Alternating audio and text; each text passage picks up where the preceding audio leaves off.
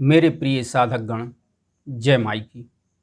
मैं अपने गुरु दतिया विश्वनाथ गंधर्व श्रेष्ठ एवं प्रयाग गौरव के चरणों में नमन करते हुए आज हम अभिचार कर्म पर चर्चा करेंगे। अभिचार कर्म किसे कहते हैं एवं अभिचार कर्म से बचने के आध्यात्मिक उपाय।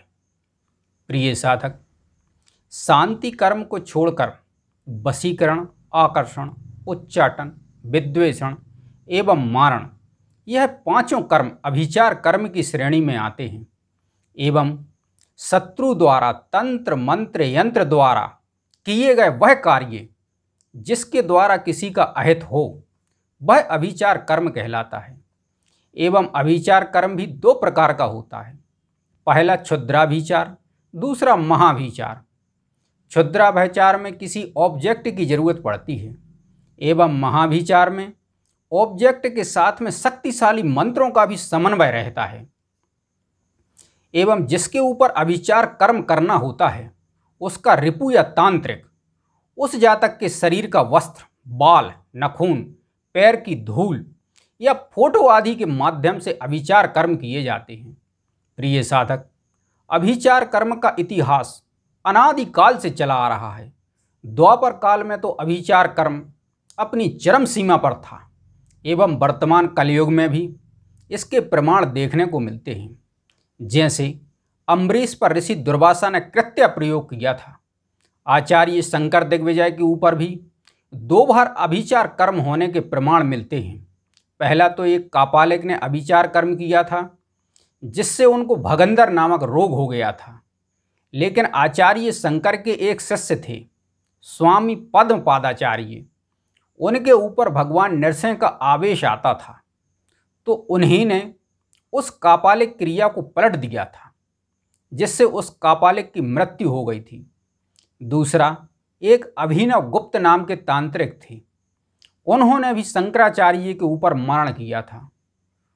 उस प्रयोग को भी पद्मपादाचार्य ने वापस किया था और इस प्रकार अपने गुरु की रक्षा की थी। भाषा रामायण के रचयिता श्री तुलसीदास जी पर भी अभिचार कर्म किए जाने का उल्लेख प्राप्त होता है। एवं दतिया स्वामी श्री महाराज जी के ऊपर भी मारण प्रयोग किया गया था।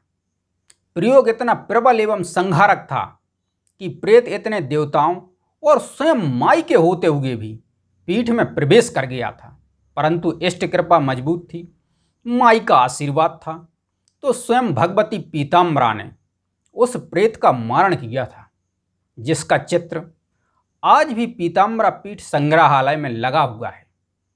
प्रिय साधक, अब साधना के माध्यम से शत्रु के द्वारा किए गए अभिचार कर्म से बचने के उपाय पर चर्चा करते हैं। प्रिय साधक, जो साधक वैष्णव हैं वह भगवान विष्णु को अपना इष्ट मानते हैं, वह नारायण कवच का पाठ करें। एवं जो साधक भगवान राम के उपासक हैं वह राम रक्षा स्तोत्र, एवं जो साधक भगवान विष्णु के उग्र स्वरूप के साधक हैं वह नरसिंह कवच का पाठ करें। एवं जो साधक महाबली हनुमान के उपासक हैं वह पंचमुखी हनुमत कवच, बड़वानल स्तोत्र एवं बजरंग बाण का पाठ कर सकते हैं। एवं जो साधक भगवान शिव को अपना इष्ट मानते हैं वह पाशुपतास्त्र के सहस्त्र पाठ करें। तदुपरांत गूगल एवं गोघ्रस से दशांश हवन करें या अमोघ शिव कवच का पाठ करें। एवं जो साधक भगवान शिव के उग्र स्वरूप भगवान भैरव के उपासक हैं वह भगवान भैरव का तामसिक ध्यान कर भैरव अष्टोत्तर शतनाम स्तोत्र संहार क्रम का पाठ करें। एवं भैरव अष्टोत्तर शतनाम स्तोत्र से चतुर्थी विभक्ति द्वारा दशांश हवन करें। एवं द्वितीय विभक्ति द्वारा तर्पण एवं द्वितीय विभक्ति से ही मार्जन करें। श्री भैरव जी का चौमुखा दीप जलाएं एवं नित्य बलि कर्म करें। इससे साक्षात काल स्वरूप भगवान भैरव साधक की मां के समान रक्षा करते हैं। एवं जो साधक भगवती के उपासक हैं उनके लिए तो सप्तशती किसी वरदान से कम नहीं है। इस ब्रह्मांड का सबसे शक्तिशाली तंत्र अगर कोई है तो वह है दुर्गा सप्तशती। इसके द्वारा साधक अपने मन की हर कामना को पूर्ण कर सकता है। प्रिय साधक, चंडी में किसी भी देवता के कवच मंत्रों का संपुट लगा के पाठ करने पर प्रेत बाधा का निवारण हो जाता है एवं शत्रुकृत अभिचार कर्म खत्म हो जाते हैं। अभिचार कर्म समन, रक्षा और विजय हेतु चंडी का निकुंभला क्रम से भी पाठ कर सकते हैं। निकुंभला क्रम में पहले मध्यम चरित्र, फिर प्रथम चरित्र, फिर उत्तम चरित्र का पाठ करें एवं साथ में शूलेन पाहिनो देवी से चंडी को संपुटित करें। इससे घोर से घोर अभिचार कर्म से मुक्ति मिल जाती है। प्रिय साधक, स्वयं रावण भी निकुंभला का उपासक था। वह भी सप्तशती में शूलेन पाहिनो देवी का संपुट लगाकर पाठ करता था। ऐसा शास्त्रों में प्रमाण मिलता है। मेरे प्रिय साधक, अब हम मलेच्छ तंत्र पर कृत्य अभिचार कर्म पर चर्चा करते हैं। एवं मलेच्छ तंत्र में जो सिफली जादू है वह सबसे ज़्यादा खतरनाक होता है। सिफली जादू की काट करना साधारण नहीं होता। अच्छे से अच्छे तांत्रिकों को भी पसीना आ जाता है। और वर्तमान में तो लब जिहाद का, इन शांति दूतों का सोचा समझा अभियान शीर्ष पर है। इनसे बचने के वैसे तो सनातन में बहुत प्रयोग हैं जो पल भर में मलेच्छ तंत्र को तिनके की भांति जलाकर भस्म करने में सक्षम हैं, परंतु सरल प्रयोग भगवती बाराही का है। शक्ति बाराही बीज गिलोम मेरे 100 अनुभव एवं मेरा मानना है कि हर हिंदू सनातनी के लिए कम से कम एक माला अपने नित्य पूजा में शक्ति बाराही बीज गिलोम की तो अवश्य ही डालना चाहिए। खास तौर पर नौकरी करने वाली महिलाएं, स्कूल एवं कॉलेज की बच्चियों को तो प्रतिदिन एक माला गिलोम बीज मंत्र की जपनी चाहिए। इससे वह मलेच्छों द्वारा कृत इस्लामी वशीकरण से सुरक्षित रहेंगी।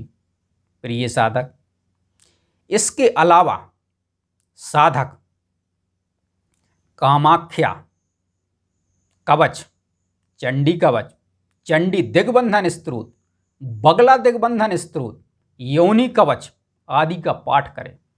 प्रिय साधक, दिग्बंधन मूलतः अपने इष्ट का ही करना चाहिए। प्रिय साधक, कामाख्या कवच, चंडी कवच, योनि कवच एवं चंडी दिग्बंधन, बगला दिग्बंधन स्तोत्र और शक्ति बाराही बीज मंत्र ग्लोम महिला साधिकाएं ऋतुकाल में भी इनका दोनों संध्याओं में मानसिक जाप कर सकती हैं और करना ही चाहिए, क्योंकि इन्हीं दिनों नकारात्मक शक्तियां महिलाओं को अपने प्रभाव क्षेत्र में लेती हैं। प्रिय साधक, अब बगला प्रत्यंगिरा पर बात करते हैं। इसके अलावा बगला प्रत्यंगिरा स्तोत्र के सहस्त्र पाठ करें। अगर लाभ ना हो तो फिर बगला प्रत्यंगिरा के एक अयोध्य पाठ करें एवं साथ में बगला प्रत्यंगिरा मंत्र द्वारा दशांश हवन करें। हवन में अखंडित मीन एवं संस्कृत तीर्थ का प्रयोग करें। दशांश तर्पण, दशांश मार्जन और कन्या भोज करें। इससे निश्चित अभिचार कर्म का समन होता है। प्रिय साधक, अब परविद्या भक्षणी प्रयोग पर चर्चा करते हैं। तो प्रिय साधक, अब हम भगवती बगला के सबसे उग्र, लक्ष्य भेदी और अमोघ प्रयोग के बारे में चर्चा करते हैं, जिसका प्रयोग कभी कुंठित नहीं होता, जिसके प्रयोग साक्षात काल हैं। जो साधक भगवती बगला के परविद्या भक्षणी मंत्रों को धारण करता है वह अपने शत्रुओं के लिए साक्षात यम का रूप होता है। इस प्रयोग के द्वारा साधक अपने शत्रु द्वारा कृत अपने समस्त प्रकार के अभिचार प्रयोगों का समन या विनाश कर सकता है एवं संकल्प, विनियोग व मंत्र में कुछ परिवर्तन करके साधक अपने शत्रु की विद्या भी विनष्ट कर सकता है। यदि शत्रु ने साधक या किसी अन्य के ऊपर अभिचार कर्म किया है तो उसके प्रभाव समन के साथ शत्रु की मृत्यु भी हो सकती है। साधक परविद्या भक्षणी के प्रयोग से अपने शत्रु की साधना, पुरस्चरण और सिद्धि को भी खंडित कर सकता है। शत्रु कितनी भी पूजा, जप, हवन, पुरस्चरण करता रहे, भगवती बगला सब गिरसित कर लेती है एवं शत्रु के पूजा, जप, हवन, पुरस्चरण द्वारा उत्पन्न पुण्य के फल को भी साधक स्वयं ग्रहण कर लेता है और बगला साधक अगर अपने शत्रु के ऊपर इस विद्या का प्रयोग कर दे तो वह शत्रु साक्षात कुबेर ही क्यों ना हो, निर्धन होकर दर दर की ठोकर खाकर अंत में मृत्यु को प्राप्त होता है। प्रिय साधक, अब बगला प्रत्यंगिरा सूक्तम पर चर्चा करते हैं। प्रिय साधक, कृत्या दोष दूर करने का सरल उपाय जलावसेचन और हवन है। पहले 3 दिन तक बगला सूक्त के मंत्रों से पीड़िता के सिर पर कुश और अपामार्ग द्वारा संकल्प और विनियोग पूर्वक जलावसेचन करें। यदि पीड़ित व्यक्ति दूर है तो उसकी फोटो पर जल सिंचन करें। फिर इन्हीं सूक्तों से 3 दिन तक संकल्प विनियोग सहित हवन करने से भयंकर कृत्या दोष का शमन हो जाता है। प्रिय साधक, अब काली कृत्या निवारण सूक्तम पर चर्चा करते हैं। प्रिय साधक, शत्रु द्वारा किया गया कृत्य विचार प्रयोग एवं कृत्या निवारण में अथर्ववेद कांड 10 सूक्त 1, जिसे अथर्वण काली कृत्या निवारण सूक्त से भी जाना जाता है, इस सूक्त के 32 मंत्रों से पीली सरसों अभिमंत्रित कर व्यक्ति के ऊपर या घर में जहां भी कृत्या दोष हो छिड़कने से कृत्या दोष दूर हो जाता है। यह सूक्त भी कृत्या निवारण का अमोघ प्रयोग है।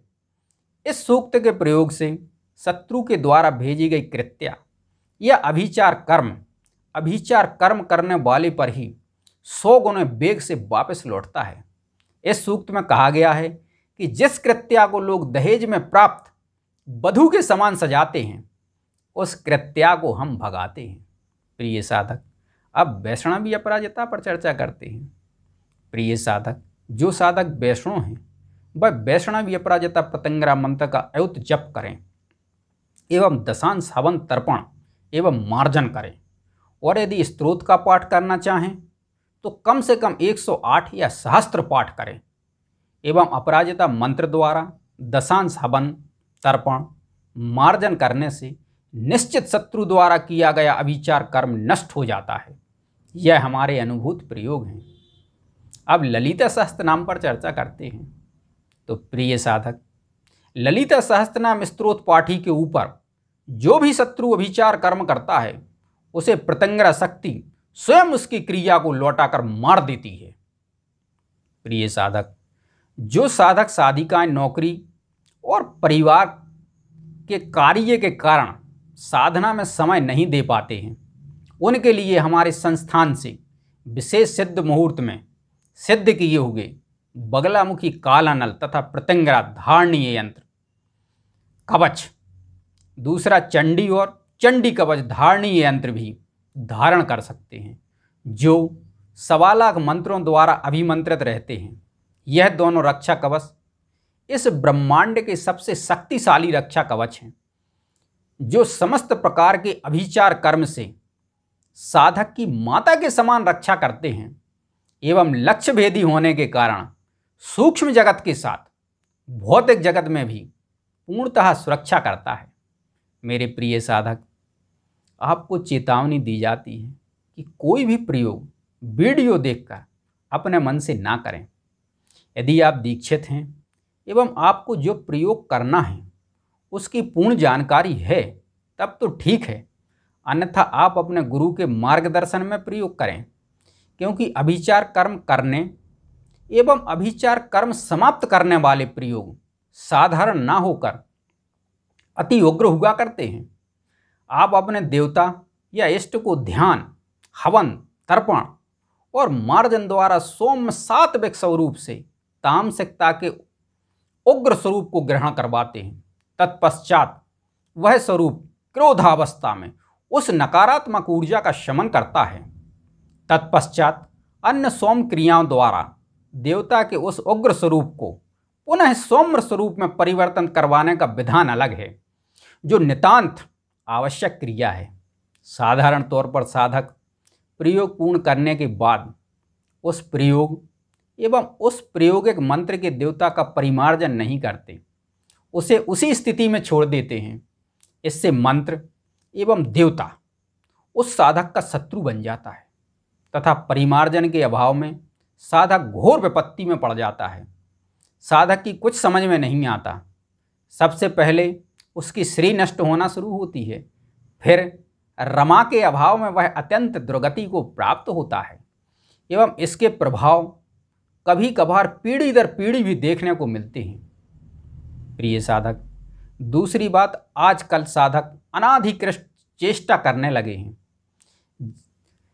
जिस साधना के बारे में जानते नहीं हैं, ना ही उनको अमुक साधना का अधिकार है।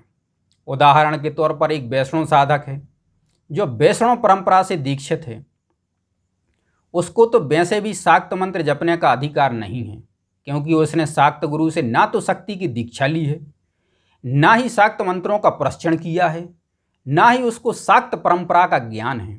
फलस्वरूप वह खुद तो दुर्गति को प्राप्त होता ही है, साथ में अपने यजमान का भी विनाश कर देता है।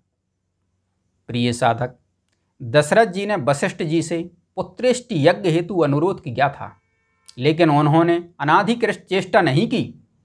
उन्होंने दशरथ जी से कहा कि वह इस योग्य नहीं है, आप श्रृंगी ऋषि से प्रार्थना करें, वह अथर्ववेद के ज्ञाता हैं और यह विषय अथर्ववेद का है, इसलिए यह यज्ञ आप उन्हीं से संपन्न कराएं। प्रिय साधक, इस वीडियो को पूर्ण रूप से समझने के लिए आप इसी वीडियो के भाग 2 अवश्य देख लें, क्योंकि भाग 2 में सभी प्रयोगों की सिद्धि के विधान के साथ प्रयोग करने की विधि के बारे में विस्तार पूर्वक चर्चा करेंगे। प्रिय साधक, इसी वीडियो के डिस्क्रिप्शन में मेरी वेबसाइट vidyavistar.com की लिंक दी है। उसी लिंक के द्वारा आप हमारी वेबसाइट से वैष्णव अपराजिता, भैरव अष्टोत्तर सतनाम स्तोत्र, संहार क्रम, पाशुपतास्त्र, चंडी कवच, चंडी दिग्बंधन स्तोत्र, बगला दिग्बंधन स्तोत्र, योनि कवच, नारायण कवच, नृसिंह कवच, बजरंग बाण, पंचमुखी हनुमत कवच, राम रक्षा स्तोत्र तथा बगला प्रत्यंगिरा डाउनलोड कर सकते हैं। प्रिय साधक, आज के वीडियो में इतना ही। जय माई की, जय भारत।